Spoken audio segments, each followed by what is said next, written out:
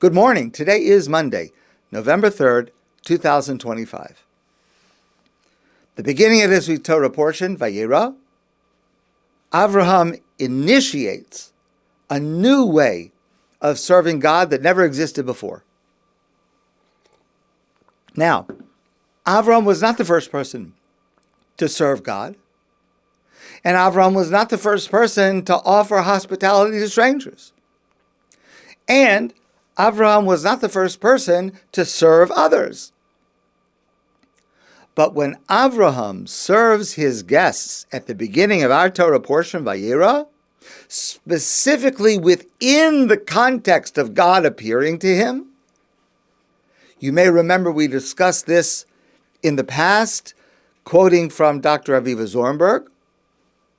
Avraham is the first to discover that serving others is the way to serve God. It's not to say that serving others is more important than serving God. It is rather to say that serving others is serving God. And this has far-reaching consequences, and I want to share one of them with you. There's a mitzvah to keep Shabbos, to make Kiddush, Havdalah, to abstain from certain activities. There's also a mitzvah to help another person in a situation of safek sakanas nefashos, of a possible threat to life. Of course, we've discussed this also in the past. You have to know the details. I'm speaking just a little bit generally. But it is not right to say that a danger or a possible danger to another's life is more important than Shabbos. That's not correct. Rather, and therefore we should violate Shabbos to help the person. That's not correct. But rather, helping a person who is in the category of a possible threat to life on Shabbos by setting aside whatever rules of Shabbos are needed to do that, that is observing Shabbos. That's how you observe Shabbos. Because we serve God through serving others. It's not a separate category. Now, yes, it's true. Not every single detail of what we want to do to help somebody is permitted. So there are stages and rules and categories. We've studied this in the past. Now I'm really just speaking generally. But of course, we're talking about a situation where it is permitted to set aside the laws of Shabbos. So I want to tell you a story. This is a true story. It happened to us about 21 years ago here in Montreal. It was a winter night, Friday night. My family and I were eating our Shabbos Seudah. We were near the end of the meal, and there was a knock on the door. We opened the door, and there is Jeff Kupferberg. Now, you may know who Jeff Kupferberg is. At that time, he was not only our neighbor, but a very close friend and someone that we relied on for all kinds of help. At that time, he was a member of Hatzalah and just tremendously good person, involving himself in all kinds of mitzvahs. He and his family made Aliyah a number of years ago, so I only see him infrequently. He is an even greater person now.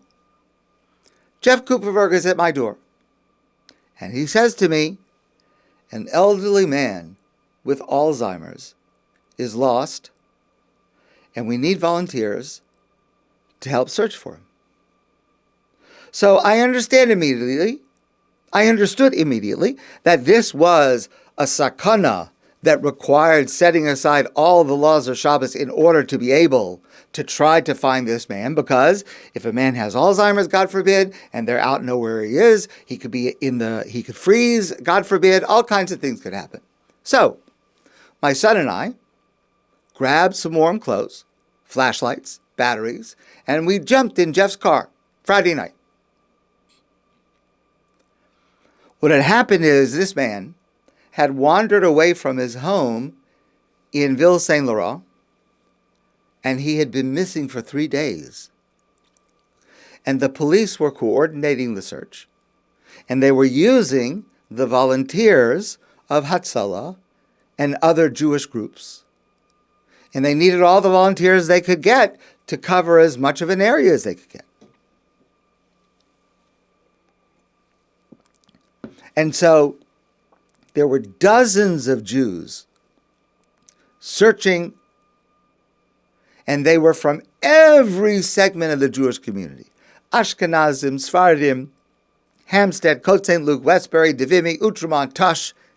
Everyone was there. We drove to police station number 6 in Ville Saint Laurent in order to be organized into groups and to be assigned specific search areas, because of course you want to be able to make sure you're covering all the areas. You just don't want to send people out. You give each person an area, and this way you know that it's covered. So my son and I came into the command room at the police station. It was very crowded. There were long tables around the room, and the tables were completely covered with maps and radios and phones and potato kugel and rugelach and grape juice. I will never forget that sight.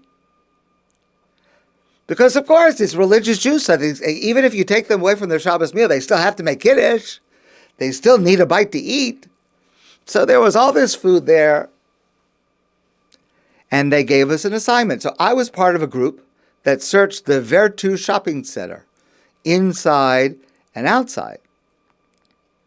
And then later, my group was in another smaller mall in Ville Saint Laurent. And we were looking for this man. We went into each store. We went into every closet, bathroom, storeroom to be thorough.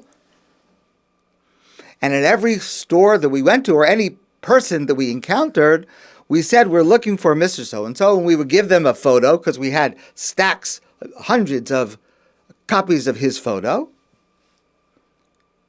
to see if they had seen him, and to keep it and to display it. If anyone had seen this man, call the police immediately. So while we were in one of these stores, a woman came up to us, and she said, "What are you doing with photos of my uncle?" She was a niece. She and her husband were also out searching, as well as his other relatives. Obviously, his family was searching. So we spoke to her for a while. I was asking her questions about her uncle that might have given us a clue, even though he had Alzheimer's, but might give us a clue. Where could he have gone? Where might he have gone? Any hints that might help our search. And then she asked us the following question. She said, "I know why we're searching. He's our uncle. But why are all of you doing this?" So I thought to myself, because this is the lesson of this morning's Torah portion. It was that Shabbos, the Shabbos of the Parsha Vayera. Because Avraham taught us that helping another in need is the highest form of serving God. And I must tell you, I was filled with pride and inspiration and admiration, thinking of all these Jews, all types of Jews, not one of whom knew this man, out on such a night, and it was freezing. Believe me, it was cold. By then I knew what Montreal winter was like. It was cold. But they had left their families. They left their Shabbos tables. They were not learning the Torah portion of the week, the Parsha Vayera. They were not reading the Torah portion of the week. They were not thinking about the Torah portion of the week Vayera. They were living it. They were acting specifically because of the lesson that Avraham teaches us at the beginning of this Parsha. All of us can be very proud of our people. When someone is in trouble, almost instinctively, like Avraham, we jump, not walk, we run to help.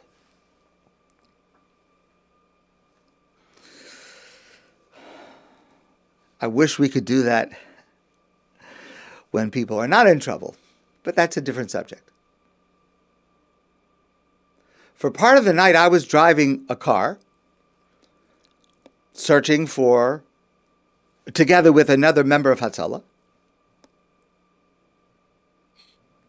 And this man, I'm just not mentioning names because I don't know why, I'm just not mentioning names. But I was with someone that I knew. We had been searching together. And then we were told to go home. Another team was coming in because you have to be fresh. There's a limit to how many hours you can do and still stay fresh. So we were going home. And so I was driving the car together with another fellow, and I was going to drop him off at home because in this situation, not only are you allowed to drive to go, you're also allowed to drive to come home. Not always is that the case, but in this case it was. And this man lives on Cleve in Hampstead. So it's right on my way home, coming from Ville Saint Laurent. You know that people that live on Cleve, many of them live right across the street from the Montreal Torah Center, and they also live across the street from Darshei Emet, which is the Reconstructionist synagogue. And you know that the Reconstructionist approach is not necessarily to observe mitzvahs the way we observe mitzvahs. Of course, they're Jews, they're good Jews, but they do it differently. So this man says to me, as I'm about to drop him off, he says, in all the years I have lived across the street from Darshei Emet, I have never seen with my own eyes Rabbi Egan drive on Shabbos. You may remember Rabbi Egan. He was the rabbi for many years at the Darshei Emet. He was a tzaddik. He was a dear friend of mine. We worked together on many things. We were very, very close. And of course, he is a Reconstructionist rabbi, so he's following rules that are different than my rules, fine. And he had so much derech eretz and so much respect. Just a lovely human being. And he passed away a number of years ago, you may know. So he says, I'm across the street from Darshei Emet, Reconstructionist. I've never with my own eyes seen Rabbi Egan drive on Shabbos, but I have seen Rabbi Whitman drive on Shabbos. And I was very proud of the driving that I and others did that night as part of the search. As I left that night, my only hope was that through our efforts and prayers, that the man would be found and safely returned to his home. Sadly, that was not to be, because the next day, late in the day, he was found deceased in the woods near his home. But that does not affect the value of the mitzvah. That doesn't take away from the legitimacy of what we did. Because even the possibility of maybe helping a person is what sets aside the laws of Shabbos. So what Avraham teaches us in this Parsha is truly magnificent and is the impetus for many, many areas of behavior in order to live up to Avraham Avinu as our role model. My friends, I wish you a great day, and I look forward to seeing you soon in person.